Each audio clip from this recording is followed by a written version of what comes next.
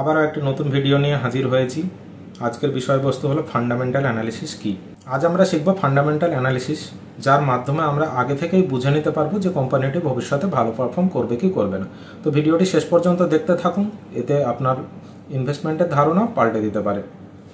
Fundamental অ্যানালিসিসের মধ্যে আপনি বুঝতে পারবেন যে কোম্পানিটির কারেন্ট যে প্রাইস আছে সেটি কি কম দাম নাকি বেশি দাম, এবং ইন ফিউচার কোম্পানিটি তাহলে দাম বাড়বে নাকি কমবে সেটি আপনি এর মাধ্যমে বিশ্লেষণ করতে পারবেন। তো আমরা এবার জানবো ফান্ডামেন্টাল অ্যানালিসিস আসলে কি। ফান্ডামেন্টাল অ্যানালিসিস হচ্ছে কোম্পানির অভ্যন্তরীণ অবস্থা, ম্যানেজমেন্টের গুণমান এবং ব্যবসার ধরন দেখে শেয়ারের মূল্য বোঝা। ভাবুন আপনি একটি দোকানে জিনিস কিনতে গেছেন এবং জিনিসটিকে তাহলে আপনি শুধুমাত্র তার দাম দেখেই কিনবেন নাকি আপনি তার গুণমানও বিচার করবেন। ঠিক তেমনই একটি শেয়ার কেনার জন্য আপনি শুধুমাত্র তার দাম দেখে বিচার করবেন না, তার গুণমানও আপনাকে যাচাই করতে হবে। এই বিশ্লেষণের মাধ্যমে আপনি বুঝতে পারবেন যে কোম্পানিটির কারেন্ট যে প্রাইস আছে সেটি কি কম দামে আছে এবং ফিউচারে সেটি বাড়তে পারে নাকি কমতে পারে সেটি আপনি জানতে পারবেন। তো এবার আলোচনা করব ফান্ডামেন্টাল অ্যানালিসিসে কি কি বিষয়গুলি দেখা হয়। প্রথমেই দেখা হয় কোম্পানির আর্থিক প্রতিবেদন, যেমন balance sheet, profit and loss statement এবং ক্যাশ ফ্লো। তারপরে আসে ইপিএস। ইপিএস মানে হলো আর্নিং পার শেয়ার, তার মানে কোম্পানি একটি শেয়ার থেকে কত আয় করছে। আরও গুরুত্বপূর্ণ হলো পিই রেশিও। এই রেশিওর মাধ্যমে বোঝা যায় যে কোম্পানিটির প্রাইস কম নাকি বেশি। তারপর আসে ডেট টু ইকুইটি রেশিও। এর মাধ্যমে বোঝা যায় কোম্পানিটির উপর কোনো ঋণের বোঝা আছে কিনা। এছাড়াও দেখা হয় কোম্পানির গ্রোথ পোটেনশিয়াল, প্রতিযোগিতা এবং ইন্ডাস্ট্রি ট্রেন্ড। ফান্ডামেন্টাল অ্যানালিসিস কেন জরুরি? যদি আপনি বিনিয়োগ করে নিশ্চিত থাকতে চান তাহলে ফান্ডামেন্টাল অ্যানালিসিস অবশ্যই জরুরি, কারণ এটি আপনাকে সঠিক কোম্পানি বেছে নিতে সাহায্য করবে। দাম দেখে যদি আপনি শেয়ার কেনেন তাহলে এটি একটি জুয়ার মতো হবে, কিন্তু আপনি যদি অ্যানালিসিস করে তারপরে আপনি ইনভেস্ট করেন আপনি তাহলে ইনভেস্টর, গ্যাম্বলার নন। নতুনদের জন্য কিছু টিপস। নতুন হলে 3টি জিনিস মাথায় রাখুন। প্রথম, ব্যবসা বুঝুন। দ্বিতীয়, ঋণের বোঝা কতটি সেটি যাচাই করুন। তৃতীয়, কোম্পানির ভবিষ্যৎ পরিকল্পনা এবং তার গ্রোথ দেখুন। এভাবে আপনি শিখবেন যে নিরাপদভাবে কিভাবে দীর্ঘমেয়াদে আপনি ইনভেস্ট করতে পারবেন। চলুন এবার হাতে কলমে শিখে নিই যে আপনি কিভাবে ফান্ডামেন্টাল অ্যানালিসিস করবেন এবং কোম্পানির ব্যালেন্স শিট কিভাবে চেক করবেন।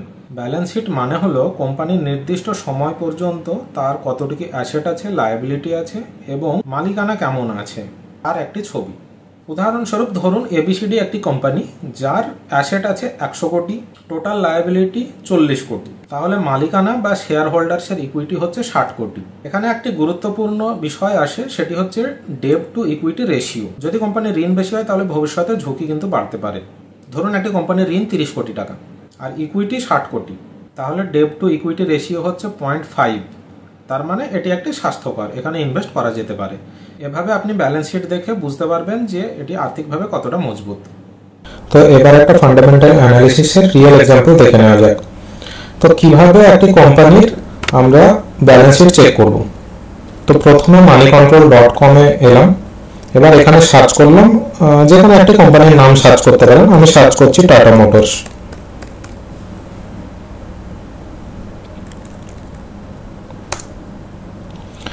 তারপরে টাটা মোটরসের আমি প্রথম অপশনটি ক্লিক করলাম।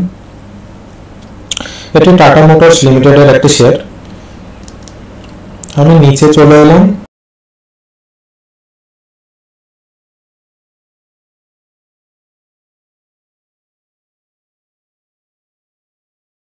একটু নিচে স্ক্রল করে আসার পরে আপনি দেখবেন এখানে ওভারভিউ, চার্ট, ফোরকাস্ট, এই যে রোটি আছে হরাইজন্টাল, এখানে 3টে ডট আছে। 3টে ডটের মধ্যে ফিনান্সিয়ালস অপশনসে চলে গেলাম। ফিনান্সিয়াল অপশনস থেকে এখানে ব্যালেন্স শিটে ক্লিক করলাম। তো এখানে ব্যালেন্স শিট ছাড়াও আরো প্রফিট লস, কোয়ার্টারলি রেজাল্টস এগুলো চেক করতে পারেন। প্রফিট অ্যান্ড লসে মেইনলি চেক করবেন যে আফটার ট্যাক্স নেগেটিভে যাচ্ছে নাকি পজিটিভে আছে। আমরা চলে আসছি নর্মাল ব্যালেন্স শিটে, যেখানে দেখতে পাচ্ছেন 5 বছরের এখানে ডেটা দেওয়া আছে।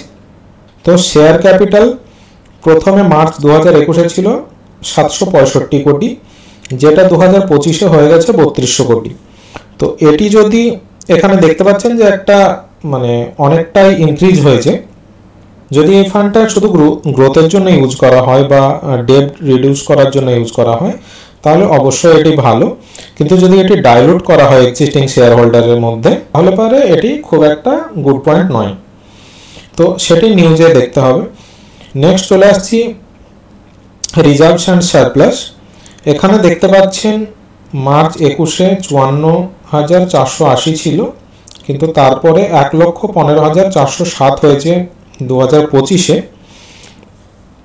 তো প্রায় ডবল হয়ে গেছে এই 5 বছরে, তার মানে এটা একটা স্ট্রং গ্রোথ। তারপরে লাইবিলিটি যে দেখতে পাচ্ছেন এখানে 157,749 ছিল, যেটা 2025-এ হয়েছে 166,684, তার মানে খুব একটা বাড়েনি, তো এটা normal as a industry trend. Other liabilities 130,129 ছিল, সেটা 25-এ হয়েছে 93,351, এটা সিগনিফিক্যান্টলি কমেছে, তার মানে এটা হচ্ছে ডেট রিডাকশন হয়েছে, তার মানে এটা একটা পজিটিভ সাইন। টোটাল লাইবিলিটিজ ছিল 343,125, এখন হয়েছে 378,642, স্লাইটলি ইনক্রিজ হয়েছে, দ্যাটস ওকে। তারপরে অ্যাসেটে চলে আসি। ফিক্সড অ্যাসেটস যেটা ছিল 158,867, 2025-এ হয়েছে 180,608।